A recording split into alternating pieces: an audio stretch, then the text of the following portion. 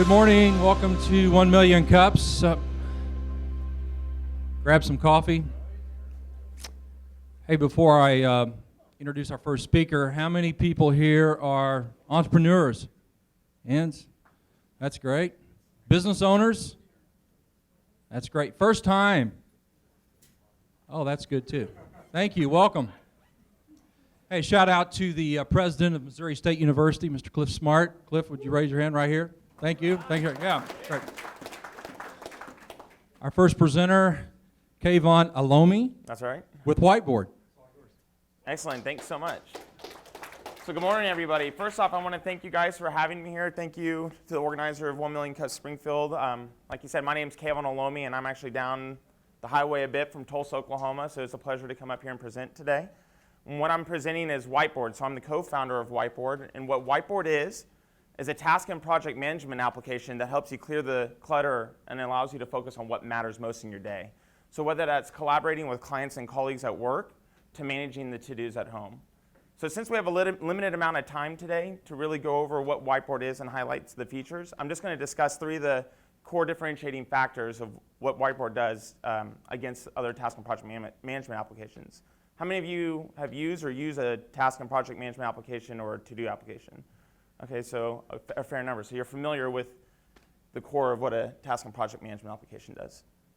First, I want to highlight our user interface and experience. This is one of the first things you'll notice when you get in our application. So our approach when we designed and developed the app, that we wanted to build something that was lightweight, easy to adopt, easy to use, as well as meeting the needs in your day. In order for us to do this, we took a mobile-first approach. So for those of you who do not know what that means, we first designed our application for a mobile device, given the fact that it's the smallest real estate out of all your devices that you'll be using the application on. And then we migrated to a larger screen, so your desktop on your computer, your laptop screen. And what that allowed us to do in the reasoning is, with that larger real estate, it was easier to transition and grow, where competitors in this space, they were first designed for desktops and laptops screens, and then they try to cram their solution to a mobile device, what ends up leaving you with a crippled version of their desktop application that doesn't enable you to really use the full functionality and features of the application. It also allowed us to keep the continuity and consistency between the devices as well. Where competitors in this space, you're learning multiple interfaces for devices. So it's basically like you're learning multiple apps for the same application and platform. So with Whiteboard, the interface on the mobile devices as well as your desktop are basically consistent in terms of the design. So if you'll notice, this screen here is consistent with this second column here. That's basically the screen that's present at the time. The next biggest differentiating factor is that we wanted to bridge the personal and professional needs when it comes to a task management or to-do application. If you're anything like me, I caught myself using a to-do app at home, so managing my needs at home in my personal time. And then we were using a task and project management application to manage the projects and workflow that I had going on in my professional life. Yet again, I was having to learn two different mobile interfaces and two different user experiences for two different applications for the same reason. And it left me siloing my day in two different applications. That really created an inefficiency in managing my day, because half my day was split in one application and the other was split in another application, which really didn't provide any benefit to me. So with Whiteboard, we wanted to provide you with the privacy of having your own personal workspaces, so for all your personal needs, so none of your clients and colleagues see what it is you have going on in your personal life, which is a really big constraint with current solutions out there, as well as allowing you to collaborate in your team settings with clients and colleagues. So this view that you see here is a global view. So at the very top, you'll notice two global views that you can pull. So we'll discuss the me view next, which is basically, it'll consolidate everything from all the workspaces you're a part of into these two views. And when you drill down in the workspaces, it'll get more specific. But the next biggest differentiating factor, and the one that I love the most and use the most, is the me view. So when you drill into current solutions out there on the market today, you're really bombarded and overwhelmed with all this irrelevant information that just doesn't matter to me. So it's what Sally's doing, what's John's doing, what's Fred's doing, and I have to go and dig through and find what matters most to me. And then once I find and consolidate down what matters most to me, I'm overwhelmed with the big picture of things. So not just what I need to do this week or this month, but maybe 6 months from now. And I get overwhelmed when I'm presented with a long to-do list, right? I'm one of those guys, I used to write down all my to-do lists in the morning, and I'd go and scratch them off. And at the end of the day, I always had those 4 or 5 things I could never get around to. It didn't leave me with a sense of accomplishment in my day and a sense of success. So what your me view comprises of is a consolidation of all your to-dos, whether it just be in your workspace, you have a workspace me view, which can consolidate all the to-dos that are assigned to you, or your global me view, which will consolidate all your to-dos from across all your workspaces. So now you're just focusing on what matters most to you. And then we have it broken down into 3 areas: later, today, and done. Your later is obviously all the tasks that you're not working on today, but what's great about Whiteboard is we have some really beautifully designed swiping gestures. We can swipe in the tasks that you want to work on today, so you can really triage your day and focus on what matters most today and just forget about the rest. So in your today view, these are all the tasks that you pushed off to today. And then obviously done is done. Of course, you have all the core features that you'd expect when it comes to a task and project management application. You have collaboration, you can create to-do and to-do lists, workspaces. Attachments is really great. So we really leverage the full functionality of your mobile device when it comes to attachments. Not only can you attach files, but you can also attach photos directly from your camera or your camera roll. But what's even better is that you have the ability to attach locations. So say you're meeting with a client at Starbucks down the street. You can attach the location or the restaurant directly into the to-do and let them know without having to mess around and explain to where you guys are meeting. High-grade security to-do, but one of the things we get most jazzed about is like we're really, really fast. We've really developed some innovative technologies, and we're on the cutting edge of some really creative things that benchmarked against some of the biggest competitors in this space. We're beating them by 30% when it comes to speed. We're lightning fast. When you get on our web application on your desktop, it feels like a native application as if it's on your phone. And we just didn't stop on creating and developing an amazing product, but we also have some really amazing support, which you'd expect with any kind of application and product that you're using, but it seems to be that a lot of times people fall short of support. So we wanted to really provide an unparalleled support. So when you email us, you tweet us, you reach out to us, we're getting back to you within a minute to 5 minutes to really address your needs and making sure that not only is the application doing what you want it to do, but we're teaching you and ensuring that we're getting you to that point. Of course, some benefits of adopting a task and project management application: you can reduce time in meetings. Meetings are a thing of the past. That's 80, 100 years ago. You'd meet to collaborate, right? Let everyone know what you got going on. Well, you don't need that with a task and project management application because you can collaborate in the product itself. You have fewer interruptions in your workspace. Biggest one we always hear: no more email threads. How many of you guys hate hitting reply all or forgetting to leave someone on or having to drill down like 100 emails to find that one attachment? You don't need that with a task and project management application. Obviously, that would increase your productivity and collaboration, increase efficiency, but overall mental wellness. So there's a lot of wellness programs and companies today, and they're talking about physical wellness. You get a gym membership, eat healthy, get enough sleep. What about your mental wellness, the overwhelmingness of what needs to be done in your day? Well, with the Me View, we really want to try to ease that and let you focus on what matters most in your day. Let's see if we can get to the next slide. So what does it cost? It's free for personal use. We want to open it up to everybody to use for free for personal use, but when it comes to a team setting, it's $7 a month per user. We really wanted to have straightforward, transparent, and honest pricing. Not a fan of the tiered, well, I need something from this tier or this package or this package. Well, what about this? And if it's like this, you can forecast it and budget accordingly without having any hidden fees or anything. And that's Whiteboard in a nutshell.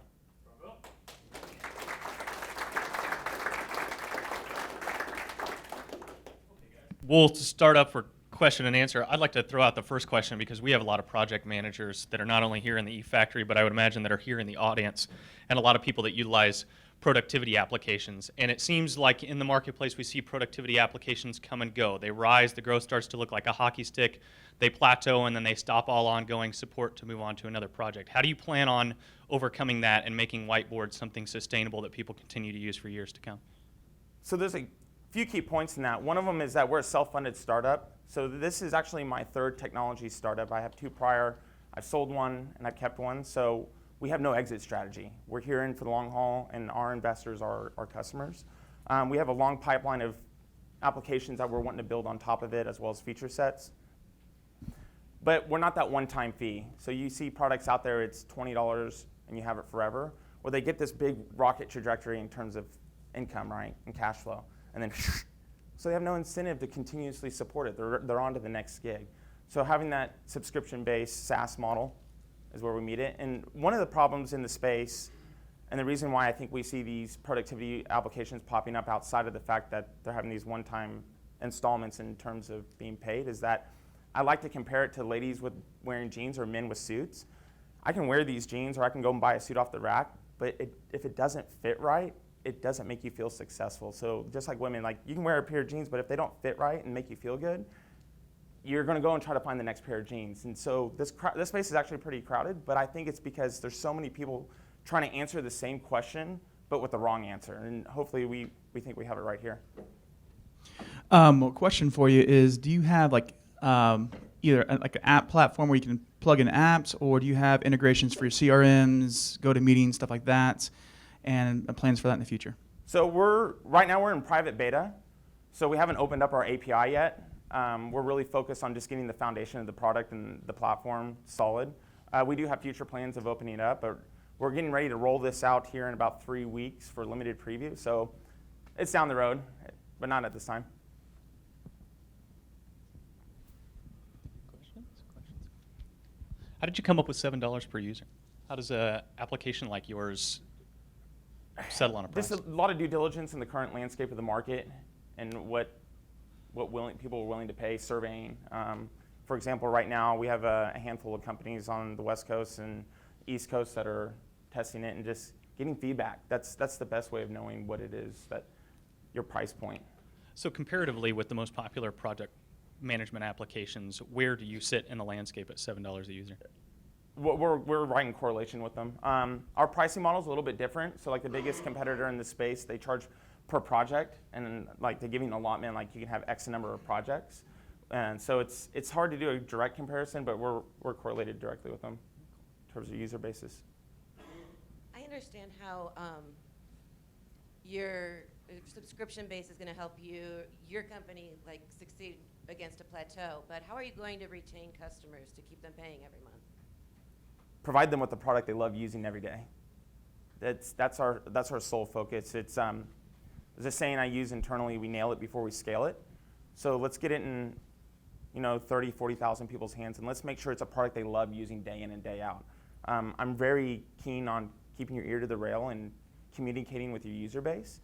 So that's the key to the success, making sure you have a product that people truly love using. So I got a question. I'll throw this at the audience too. So how many people here use project management software right now? Okay, how many people are paying for some sort of project management software? So significantly less. From those people, Basecamp is like a huge one, right? One of my main problems with that is the ability to edit documents inside of the application itself and have the same documents available. Do you guys work with that? How are you looking to overcome that in the future? That's a big monkey to wrestle and develop. It's in our plans, but immediately no. One of the things that we're doing and working with is that you can integrate with Dropbox. So the files that are syncing with Dropbox will always be to date. But that is a really big development challenge that, just given the state that we're in right now, we're not focused on. We don't have this unlimited cash flow and funds that we can raise. But I'm real big on analogies. And I have this analogy: I say hot dog cart, right? You see these guys in these hot dog carts all the time, and they have like the chrome wheels, the nice umbrella, and the sound system and stuff. But if their hot dog sucks, I don't care how glitzy and glamour your hot dog cart is.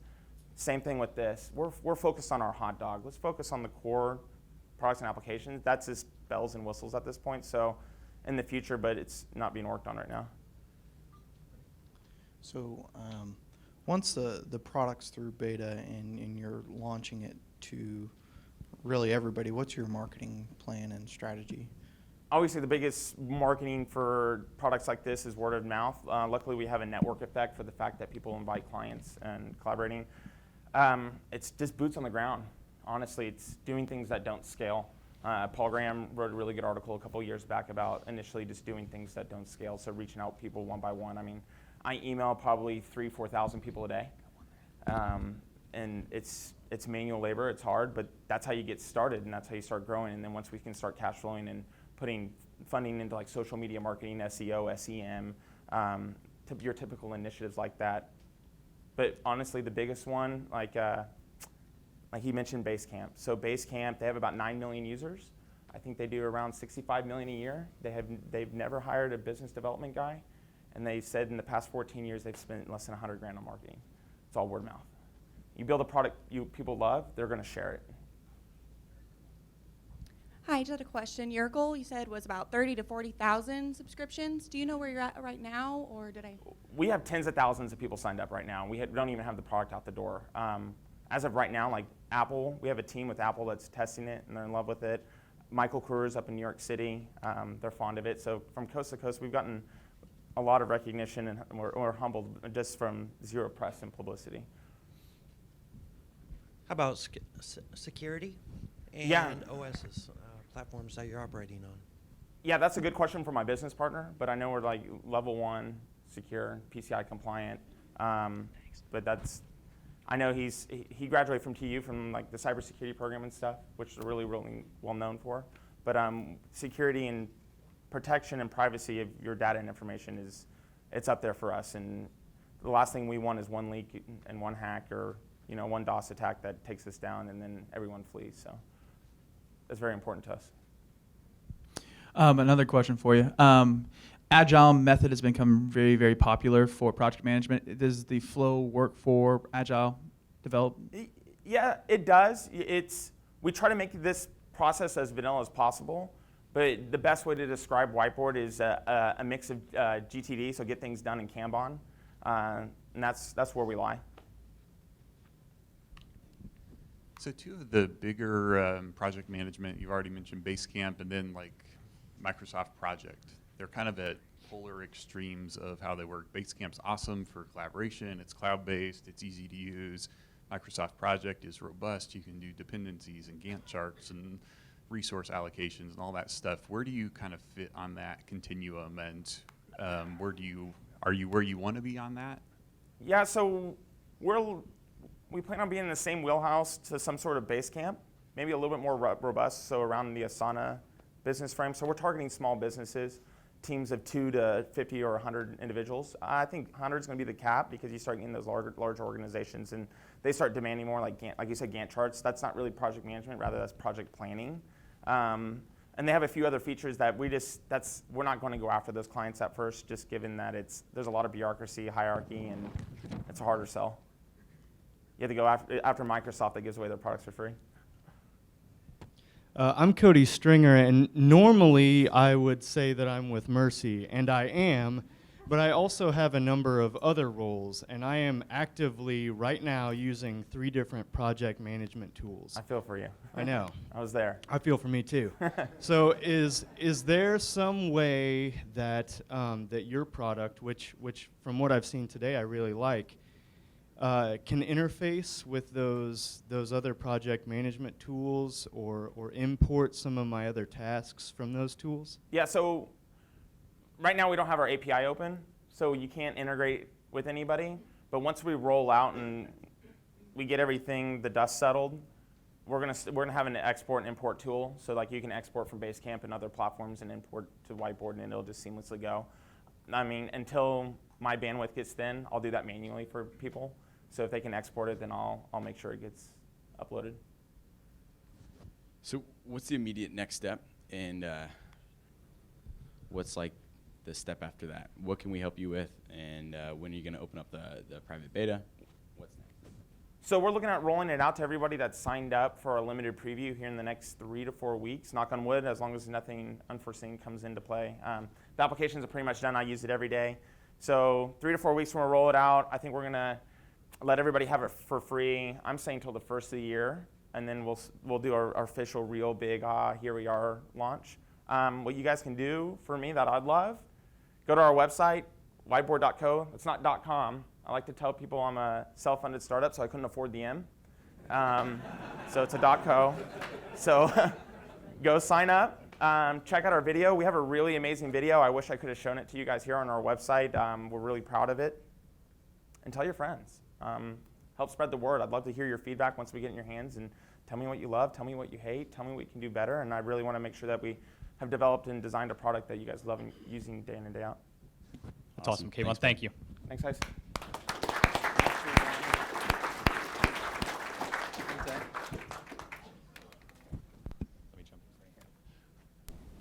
Without further ado, we'll jump into some announcements here, and we have a lot of announcements today. So I wrote them on the list. The project manager's lunch meeting is Thursday, the 25th at Ray Rico that you can attend. MATA is Thursday the 9th, which is right here in this room at 4:30. They've got 5 speakers every week, and they're always worth seeing. The Real Estate Investors Group, is Chad or Sean here in the audience today? Yes. What's the date on your next meeting? The 18th, and you can talk to them about it. The collective meets the 2nd, not in their usual spot, which is the Copy Ethic. This time they're going to meet at the Springfield Art Museum. The Go Big Pitch Competition and the Business Expo, the B2B Expo, is definitely going to be worth attending. We got wind of who the presenters are going to be for the pitch competition, and it's going to be a really, really good show. It's free to attend. Lunch will be served. And the small business classes, is Rihanna in the audience right now? You can see her over at SBTDC. For small business classes, it's $139. It's a 2-day, 3-hour each day class. It comes with software, and it really prepares young entrepreneurs to be successful startups. So without further ado, our next presenter is Nick Penka with Make It Easy Autos. Take it away, Nick. Thank you. Thank you. Good morning. Good morning. Am I on? Can you hear me? Well, I can talk loud, so I might not need the mic. First of all, my name is Nick Penka. I am CEO of Make It Easy Autos. I want to personally thank you all for coming out this morning and learning a little bit more about our business and our plans to grow across the country. I also want to thank Sterling, Devin, and Chad for giving me this platform to speak to you today. Make It Easy Autos makes it easy for customers to find vehicles online and for dealers to sell vehicles online. Went one too far. May 9th, 1950, Sam Walton opened up his very first Walton's 5 and Dime in Bentonville, Arkansas. At the core of Sam's business belief was if he stocked his shelves with enough variety of inventory and sold it at a low price, he can compete with the retail giants of the world, which were JCPenney's and Sears. Make It Easy Autos has that same philosophy when it comes to selling vehicles online. On average, customers visit 8.8 auto websites before they go see a car at a dealership. The main reason given for that many, for them going to see that many websites was inventory. People want to make sure that they found the right vehicle for them at the right price. And because not one auto website has all the vehicles, they search from site to site. I think we could all agree that the car and the computer are two of the main inventions that have happened over the last century that have affected our life in a positive way. In 2013, 15.5 million new vehicles were sold in the United States alone, and over 15 million computers and tablets were sold in the United States as well. Yet in a century that saw remarkable change to the car and the computer, little has been done to change the way cars are sold. Joe, admit to me this was your first computer, right? That was. So the internet was supposed to dramatically change car buying by offering consumers better information and the opportunity to be in control of the process. It was also supposed to give dealers more effective, targeted channels for finding buyers. But what's emerged instead is a broken system based on selling the names of consumers who are researching information. The system known as lead generation revolves around monetizing a customer's desire to get information on a particular car and a dealer's desire to know who's shopping. I'm here to show you the solution to the problem for the dealer and the consumer. It's Make It Easy Autos.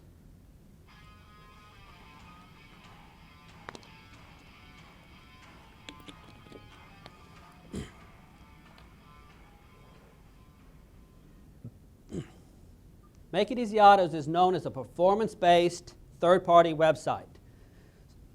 Third-party websites examples are AutoTrader, Cars.com, and Edmunds, right? But they are not performance-based.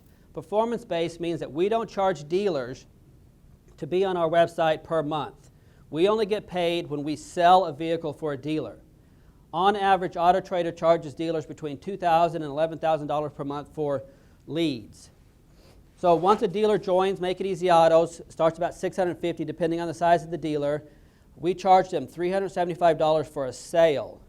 Now the national average per vehicle retail is $616. What that means is the amount of money that a dealer allocates per vehicle to sell it is $616. So he takes his marketing plan for that month, TV, internet, whatever he does in marketing, divides it by the number of cars he has, and he gets how much money he allocates per vehicle to sell it. So our cost, and with no risk to the dealer, is almost half as much as it costs him to sell his own cars.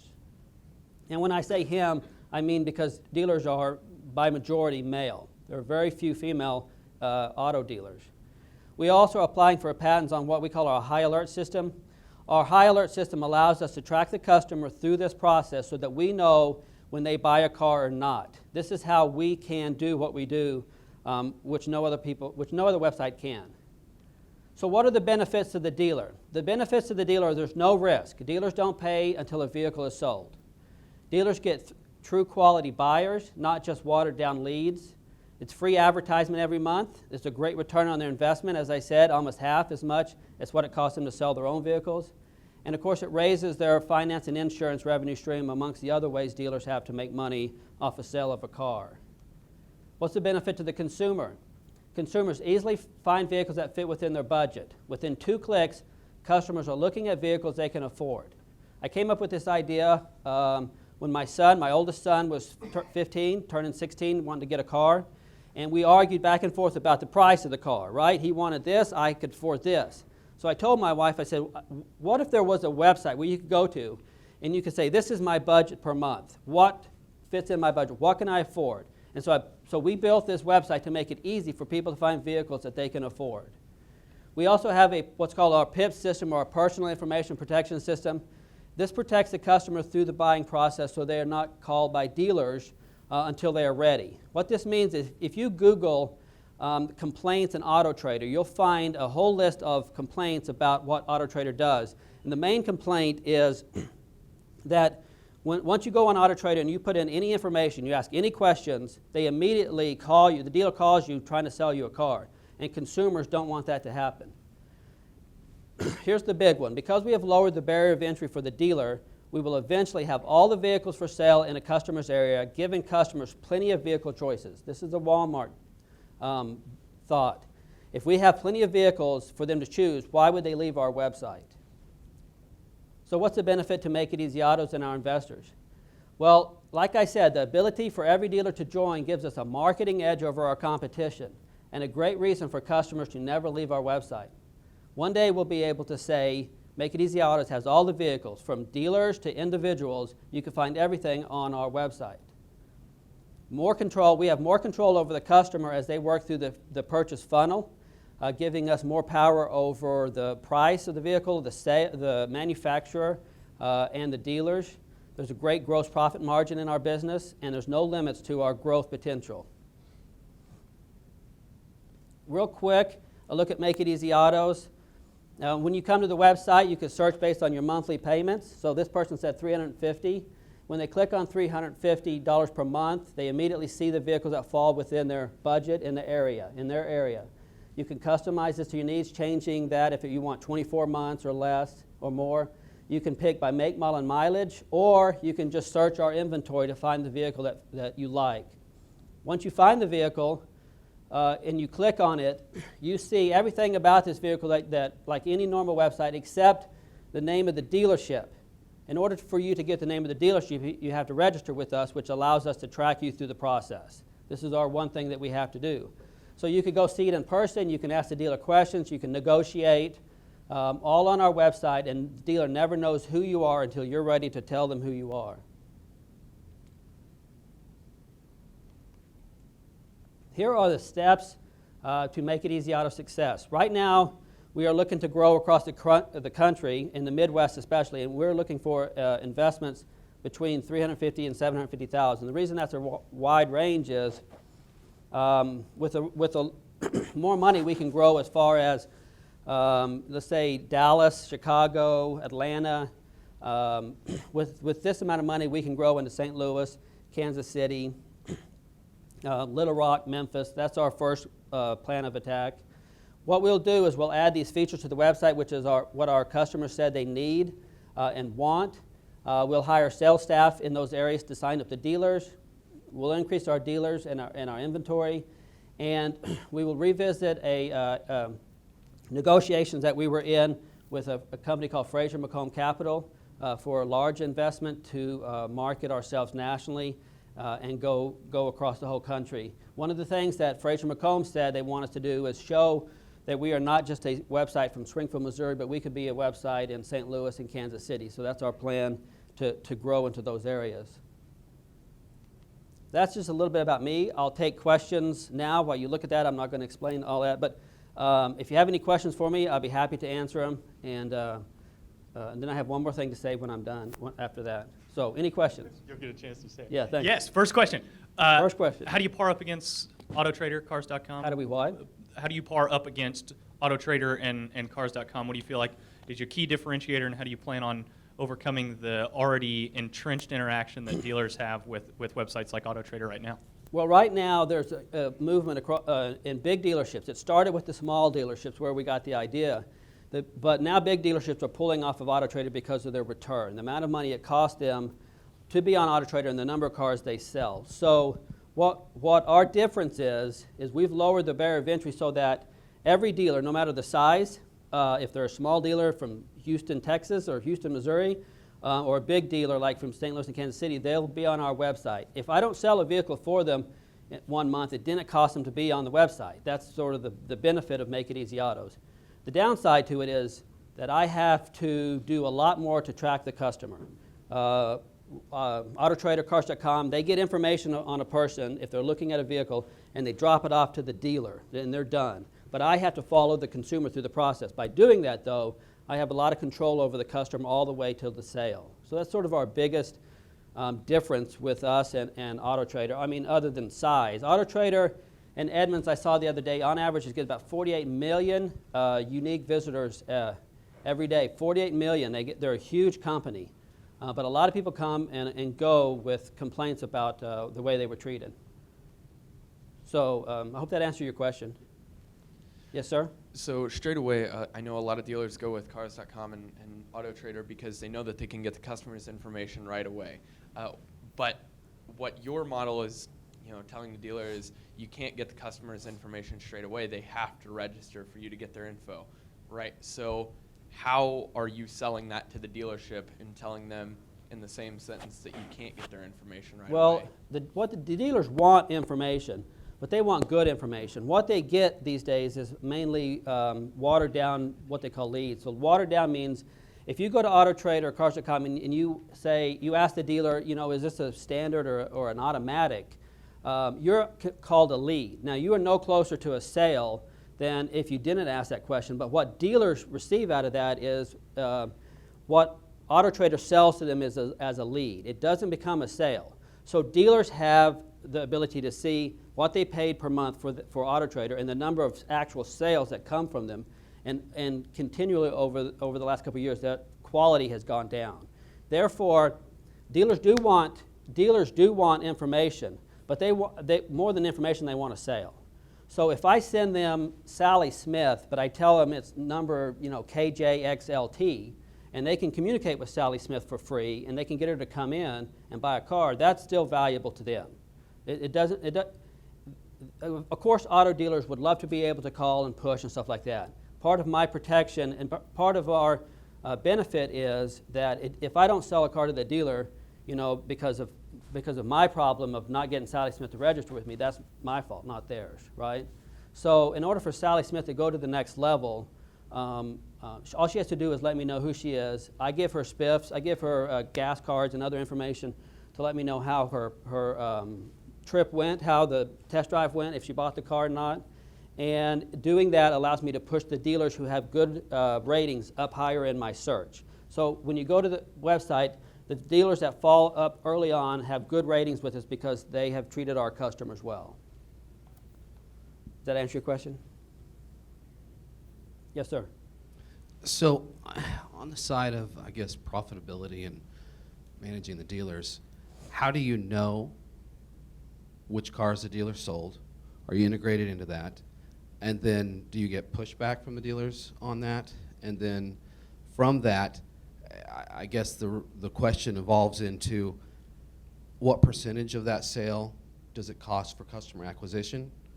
And if you're getting pushback, does that get absorbed into that?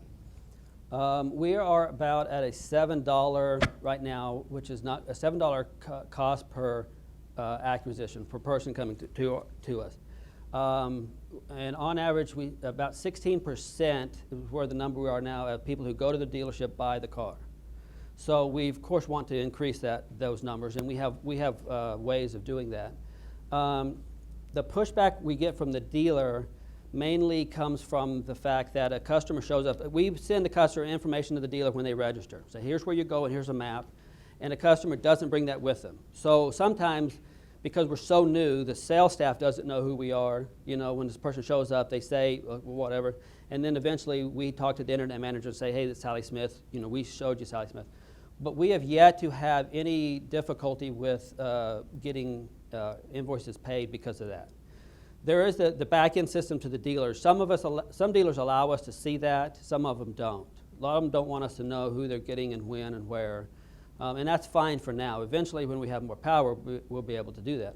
But for now, we don't have that ability. We can track Sally Smith through the process, and we have yet to have an issue where someone says, Sally Smith came from Auto Trader, not you. But of course, we have our difficulties with what we're doing. But once we finish the website, once we finish some of the things that consumers want, we'll have a better tracking mechanism. We'll have a more secure tracking mechanism, so we're 100% sure. An acquaintance recently told me that he drove to Chicago to buy a car because the savings in going up to Chicago to buy that car was greater than the cost it took to fly up there and pick up the car. So I guess my question is there any way to compare between similar or like cars in different geographical areas to find, that really good deal? Okay, that's a good question. That brings up an interesting point. There's a company, and you guys can look this up when you leave, called TrueCar. TrueCar is out of California. You might have already seen some of their ads nationally. TrueCar has a similar approach to getting paid after a vehicle is sold as us, but they have their approach where their marketing plan is to help the customer find the vehicle for the right price. But what they've done in most states is break the broker law. The bird dog law is what it's called. Bird dog laws don't allow me to put myself in between the true broker, which is the dealer in this case, and the customer in order to affect the price for the customer, right? So I can't legally say to the customer that come to me, I'll negotiate with the dealer for you and get you a better price on your car. But what I can do is show them all the options that they have with the price that the dealer has. If I put on my website the price that the dealer puts on their website and say, here's your options for this vehicle, I can do that. But if I go and I say, listen, come to my website and I'm going to call these dealers and get them to come down on the price, I'm breaking laws called bird dog laws. Now, TrueCar, as much trouble as they're in several states like Kansas and Colorado, Nevada, California, they just received $230 million investment to become a national brand. And you might see them already on TV. And what they're doing is they're doing the same sort of approach to us, getting as much dealers as they on, but their marketing is putting them in a lot of trouble, which I think is great. I think they're setting the platform for us to come up later, right behind them, and say, hey, listen, we dealers, you know how this works for TrueCar, but we don't come in and say we're going to negotiate for the customer. At the end of the day, when I have all the vehicles, I'll have a little bit more power to influence than I do when I don't, right? Than I do now. But that's not now, and we have to see how some of their trials turn out. They're being sued in certain states for breaking these laws. So they have the money to fight that, and I'll let them right now and see what happens. But yeah, people will travel a long distance to find the right car at the right price, which is eventually we'll have, when we're in St. Louis now, we have several dealers in St. Louis and Kansas City on. When we get all of the dealerships on, you can focus on your area, see what's closest, or you can expand it out wider as we grow. Yes, sir?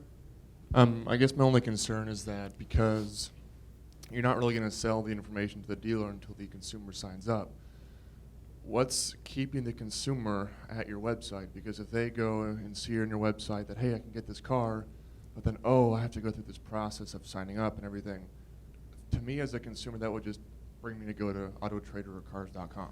Well, because it's just super quick. No, you're right. We do lose some people for that. And the main reason we lose it is because they don't yet know who we are and trust that we're not going to use their information against them.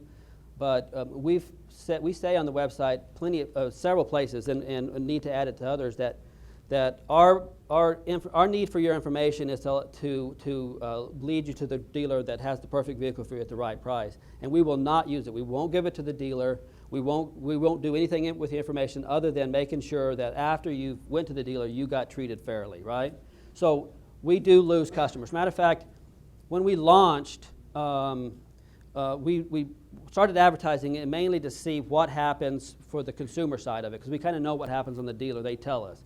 But what happened on the consumer side is we had a lot of people tell us that they didn't have the right vehicle. We didn't have enough vehicles, especially foreign cars, because we didn't get reliable Toyota and imports to sign up and stuff like that. And the other reason was they just don't trust auto websites, right? And because I need some information for them, they're not ready to give that. So we do lose some people for that. The better we brand ourselves and the more information we give them on the website to trust us, the more we'll get over that hump. But I agree with you. That is the big issue. When you go to autotrader.com, you can see the dealership, but location. But you still have to call the dealer or go see the car, which is sort of the process that some people don't want to do. They would rather get a little bit closer, like negotiate or with the dealer or other stuff before they're ready to do that. So Nick, as a entrepreneur bootstrapping your own startup, how did you track the conversion and then the attrition from people? Did you change things to then get them through the sign-up process? And what do the metrics start with, and where are you at now? Okay, we started out when we were doing a little bit of marketing, about 30,000 unique visitors a week. And we were able to track the number of where we lost them. Like if we lost them on the front page, we lose them when they were looking at information. And then those that registered with us, which we had quite a few still, we were able to give them money and stuff to let us know what was wrong with our website, what they would add. Hey, Chad, what was your question? What was the follow-up on that?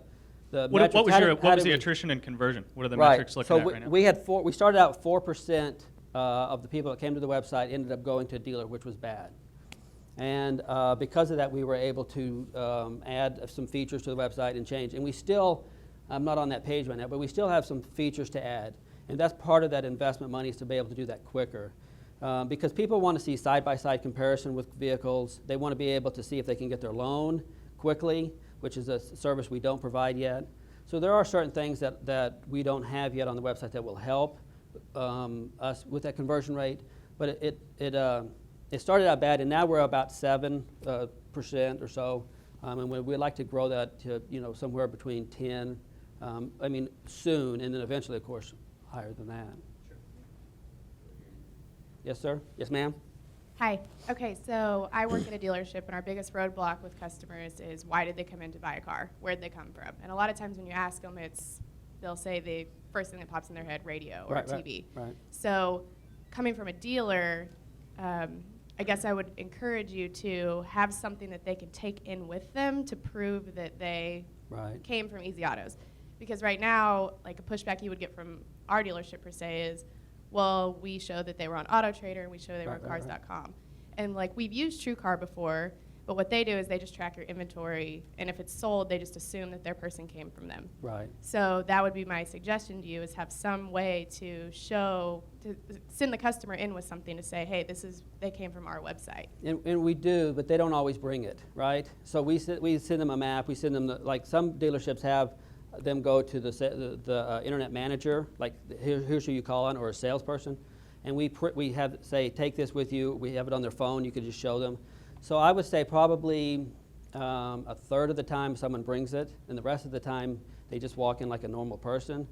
In those cases, our communication ability with the internet manager is important because we tell the internet manager that so-and-so is coming at a certain time, and we ask them if they came, how everything went. And so we try to really, in that window of time when that person says they're going to go look at it, we try to really communicate with the internet manager to see if they were there. Sometimes it doesn't happen. Sometimes the internet manager says, someone came in but they didn't identify their name, they drove the car and left or whatever. And in those cases, we have then the ability to talk to the consumer to see how it went. So there are other mechanisms for tracking. We can track through the Department of Revenue, sends us a weekly sales report of vehicles sold. They don't say the name of the person that bought the vehicle, but they say the VIN number, the location, the dealership, stuff like that, which gets us a little closer.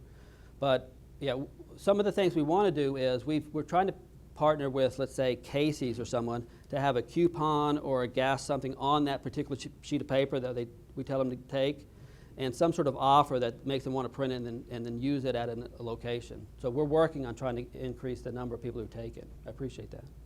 Yes, sir? I bought a vehicle earlier this year. My biggest complaint was all these search engines that you're looking at. I see something I like, I go there, and the inventory wasn't always there. Wasn't updated? The dealer would be like, oh, it was done a week ago. How are you going to control something like that? Well, huh? How do we, okay, when we get information from a dealer on a VIN, on a vehicle, how do we take it off our website when, after it's sold, and so it's not on there for people to go want to see and it's not there, right? Something like that? Right. There are companies called aggregates, and aggregates are those companies that push the VIN decoding systems from the dealer to AutoTrader, to Cars.com, stuff like that. And the amount of days that it takes for, say that car sells, and the dealer to take it off or for it to come off the VIN sometimes varies, right? Some VIN decoding systems are better than others. A lot of times that's not intentional by the dealer. I wouldn't put it past some of the dealers to keep them on there a little bit longer, but it's not intentional. What happens is the process of identifying that the car is actually sold and the process of taking that off of the system takes a little while. Sometimes you'll see on websites coming soon, which means the dealer actually put the VIN on there, but the aggregate hasn't taken the pictures of the car and pushed the information. So there's a delay in there sometimes. It shouldn't be as long as you said, right? You would agree it's usually not that long. Most times it doesn't, but sometimes it takes 2 or 3 or 4 days for that to get off of our website. Now every day we get the new feed, and it's changed every day. So hopefully those kind of things are sped up. I mean, they're not that far apart. Yes, sir?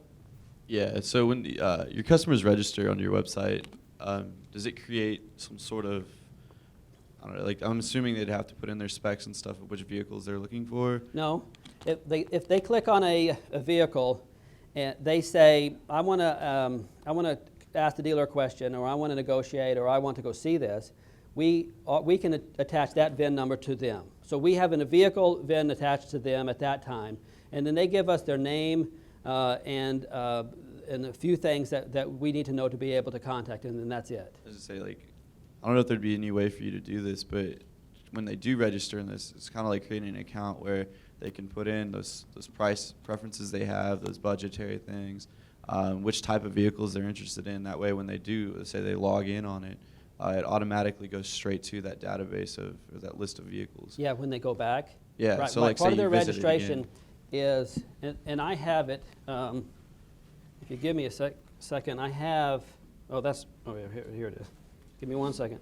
So part of this is the website. So once they register, they have the ability to go right to the page that they save vehicles. So for instance, if they're searching $150 a month, and they have bookmarked or saved this vehicle, when they register, they come back to it, those vehicles pop up immediately. Is that what you're asking?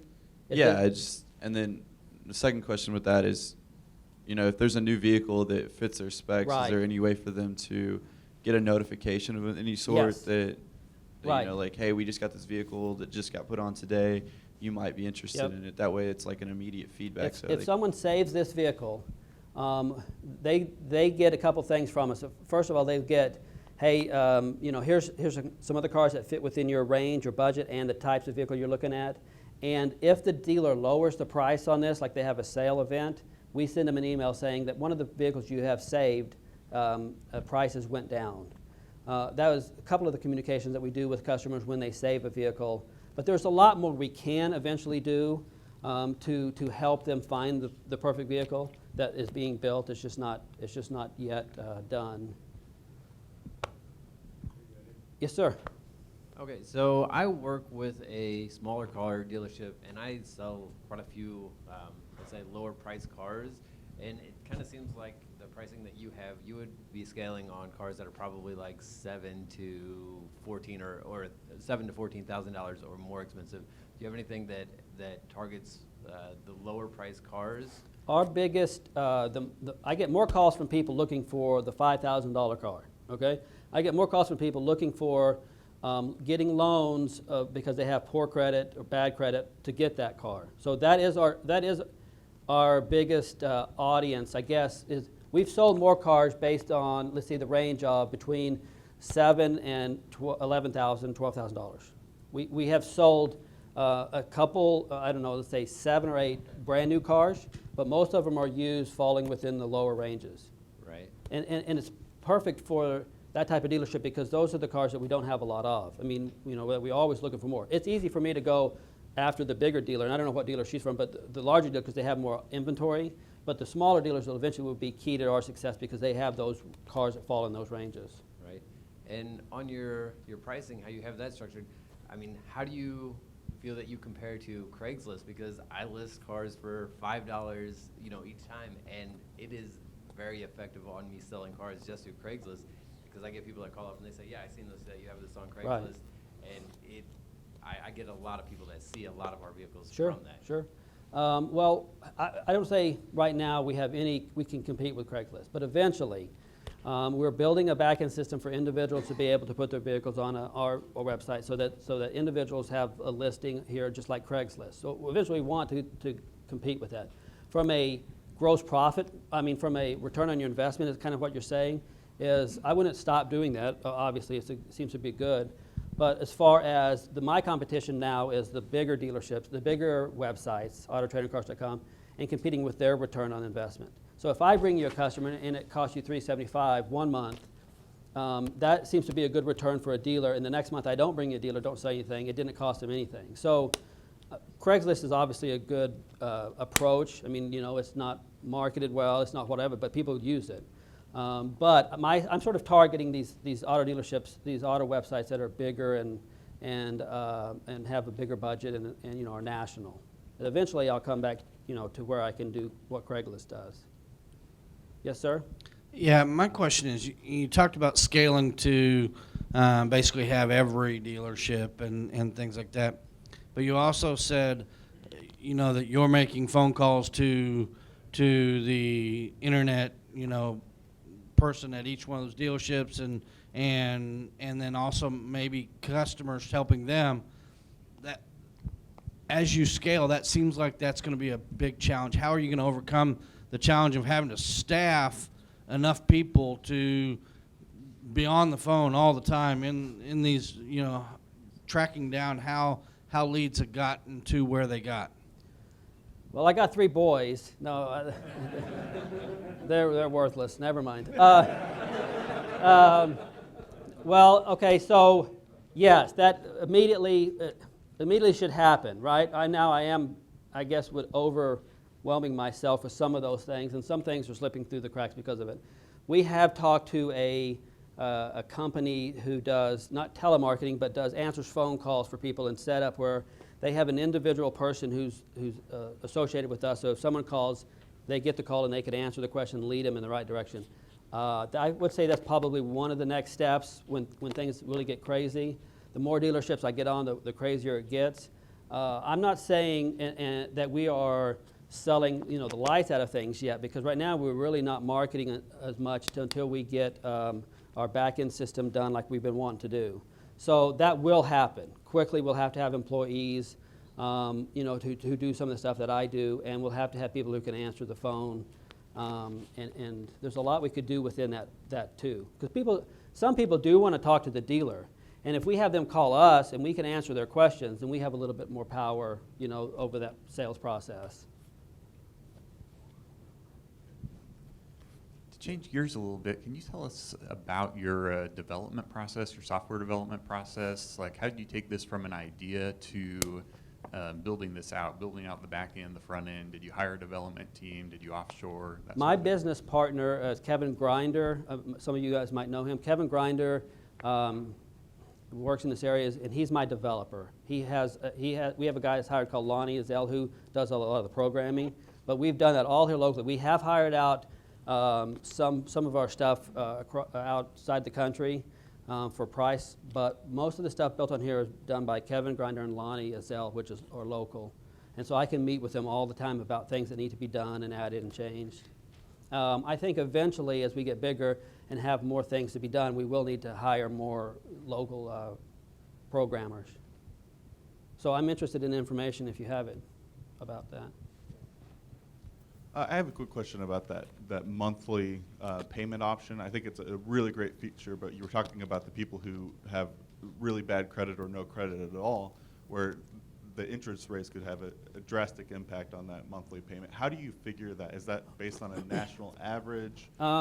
If right here, when you go to the website, we start with used vehicles at 60 months, new at 72, and average credit rating. When someone comes to the website, they can adjust this if they know their credit, or we can help them find it, and that changes that monthly payment.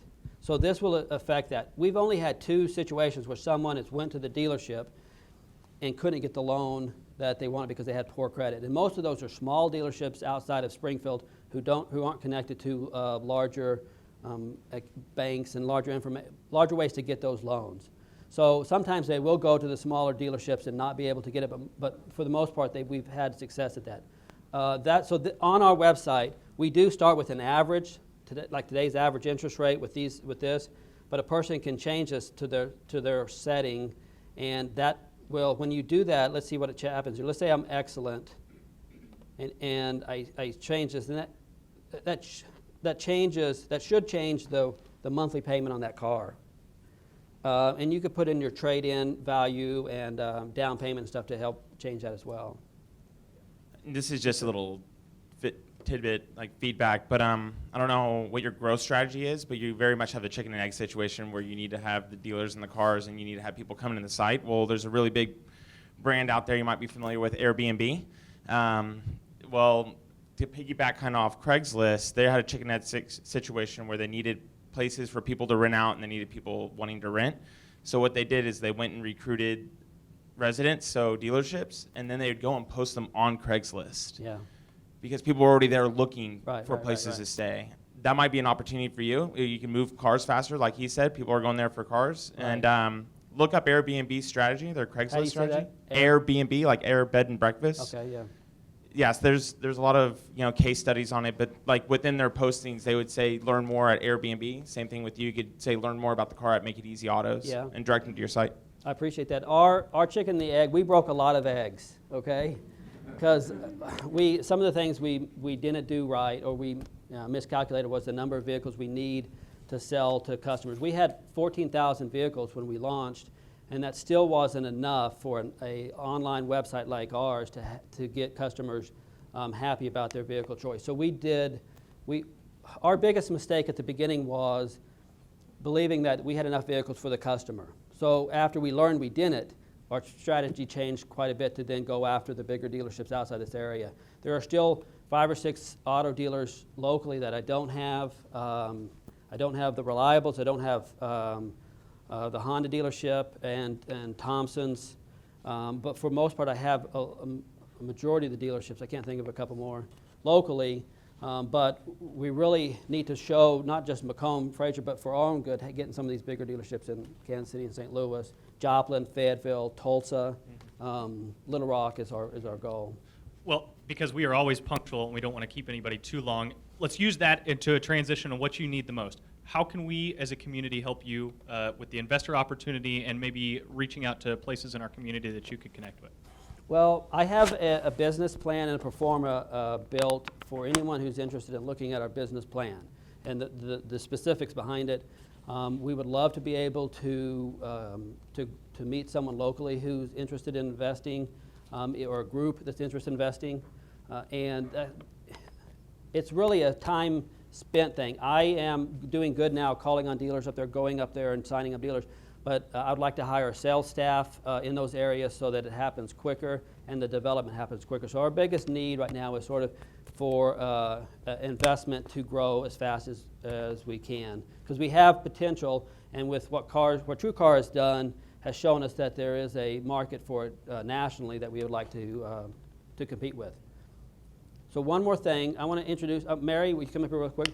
So one of the things we wanted to do before we launched was be a part of the community, and we came up with an idea to use some of our money that we got to give to a high school student who pledges to not text and drive. I was introduced to Mary.